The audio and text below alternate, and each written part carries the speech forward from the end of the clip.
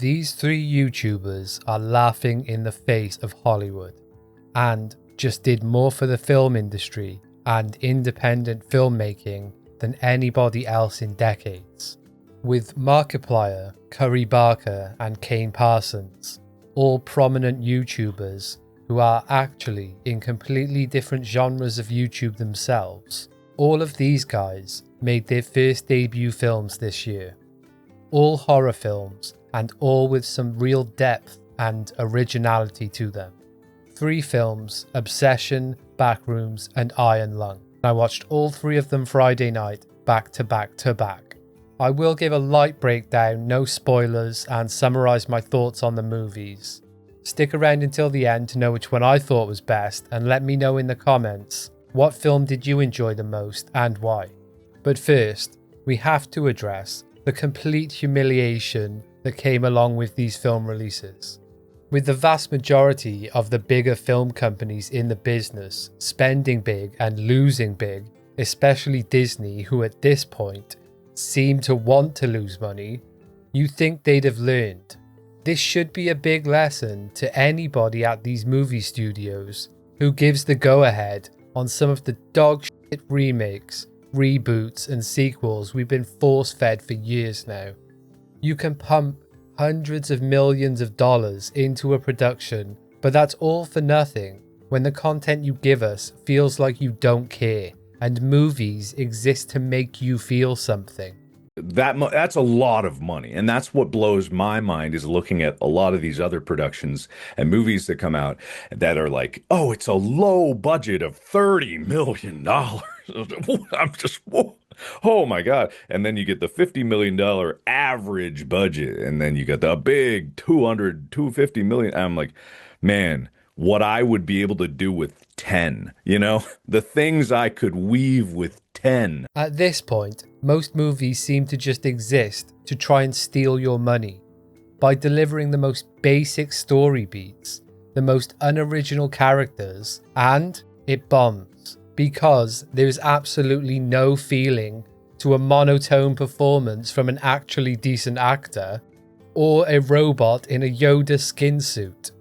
There's no real passion behind a season of television crammed into a 2-hour movie simply because the IP has name value and will make you money. Not because you want to replicate what made the IP great, but you want to replicate the money that the franchise used to pull in. They are not only creatively bankrupt, they are completely tone deaf to the audience response and don't even understand how to make a movie that succeeds on its own merit without banking on nostalgia and previous audiences to sell your movie. What made these huge franchises what they were was the huge success of their original movies. They started out with exactly what these 3 movies discussed here succeed on the most: passion, commitment, and creativity. For a movie to really hit the mark these days, people need authenticity and originality, and these movies provide it massively.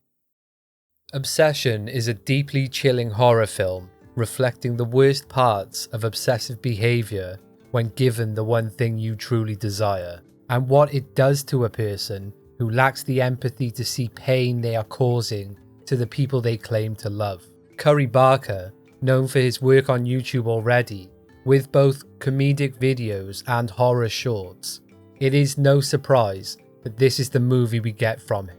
Some of the lingering shots and explosive moments of the film will have you on edge until a comedic moment throws you off guard and then horrifies you with the direction it takes. The whole film is paced extremely well, building tension the whole time. There are some incredibly disturbing and creepy moments on screen from Indy Navarrete. She often, similar to Mia Goth, pulls off so many unsettling moments with facial expressions alone.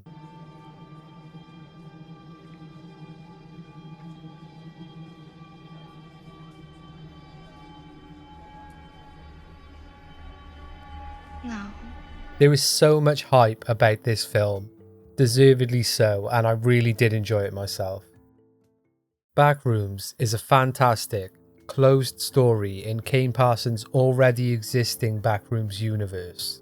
While not the only one to attempt a Backrooms story, this full-length debut from him shows off what made the Backrooms such a viral hit to begin with.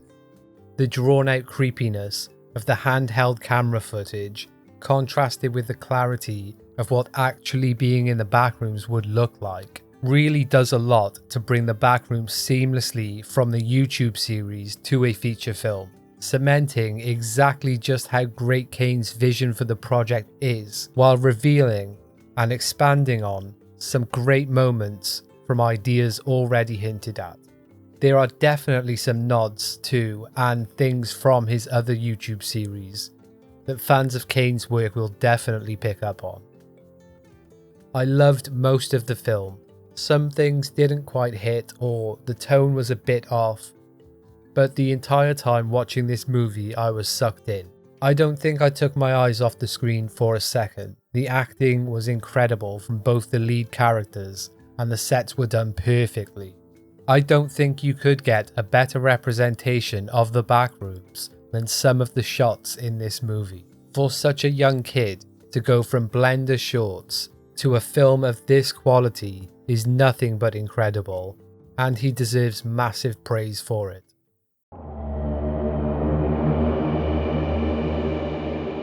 This is not an expedition.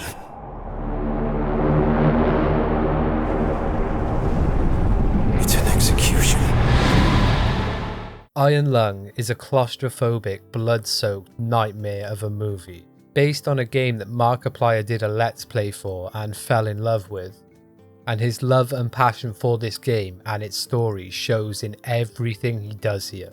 He takes every aspect of the game and somehow manages to replicate it perfectly and authentically, bringing to life the deeper lore we don't get to see in the game, and taking every part of what made the horror of the situation so impactful and dialing it up to 11. There are characters worked into the narrative extremely well, and everything is really flushed out to feel like he is in this makeshift submarine suffocating in an ocean of blood.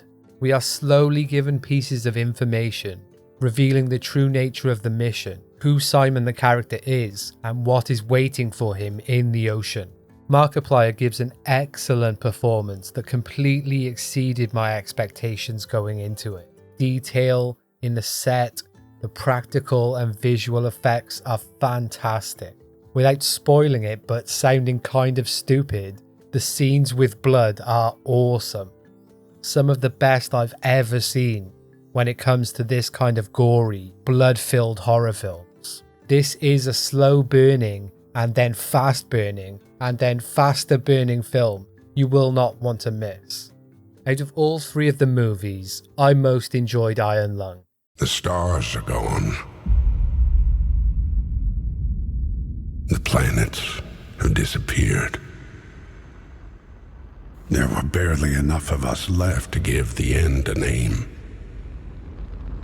The quiet rapture.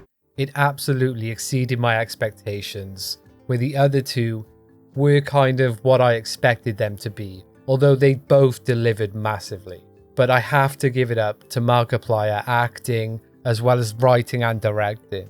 His commitment was just absolutely unbelievable, and clearly coming from a place of deep admiration for the game. There's a scene about midway through the movie where the visuals are just out of this world good, like some of the best I've seen in a movie in a long time. I really enjoyed all of these films, and all of them give you a feeling that the creators and crew who worked on them cared deeply about the project and not about wanting to make as much money as possible.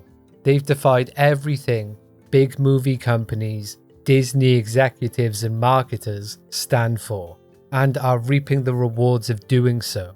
In an age where audiences want authenticity, not soulless replications, of properties worn out for years now. Films like these, although they do come with their flaws and imperfections, will be given benefit of the doubt because of a proven track record of being passionate about the project itself and not the money it's making. Mainstream movie studios should take this and learn from it, though I very much doubt they will. Thank you for watching. Fair use. Get fucked.